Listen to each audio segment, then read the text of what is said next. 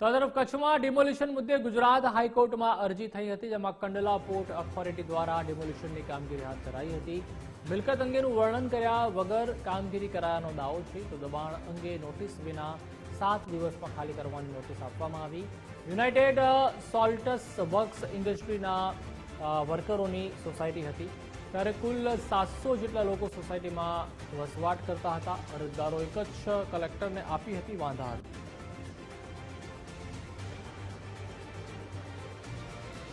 તો સમગ્ર મામલા પર નજર કરીએ તો કચ્છના કંડલા પોર્ટ પર દબાણ હટાવવાની કામગીરી હતી, જેમાં દરિયાઈ અને રાષ્ટ્રીય સુરક્ષાને ધ્યાનમાં રાખીને દબાણ હટાવવામાં આવી રહ્યા છે। ત્યારે મીઠા પોર્ટ આસપાસના દબાણોને દૂર કરવામાં આવ્યા હતા, જેમાં 250 કરોડની કિંમતની 100 એકર જેટલી જમીન પર ડિમોલિશન પ્રક્રિયા હાથ ધરાઈ। ડિમોલિશન માટે 20 જેસીબી, 20 હિટાચી, 40 લોડરની પણ મદદ લેવાઈ હતી। પૂર્વ કચ્છ પોલીસવાળા સહિતનો પોલીસ કાફલો ઘટના સ્થળ પર હતો।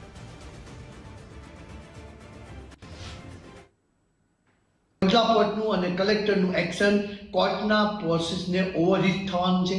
નામદાર સુપ્રીમ કોર્ટના ચુકાદાના વિરુદ્ધનું કન્ટેમ્પ ઓફ કોર્ટ કહેવાય।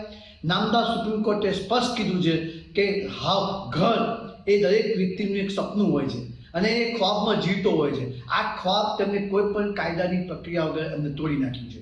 નામદાર સુપ્રીમ કોર્ટે એ પણ ક્લિયર કરેલું છે કે જો કોઈ જગ્યા પર રોડ રસ્તા માટે હોય એ બાબતમાં બરાબર છે, પણ જ્યારે ઘરમાં કોઈ આ રોડ રસ્તા પર ના આવતી હોય, કોઈ કપાત પર ના આવતી હોય, તો સેટલ પોઝેશન જ્યારે હોય ત્યારે કાયદાની પ્રક્રિયા વગર આ કાર્યવાહી કબજો લઈ શકાય।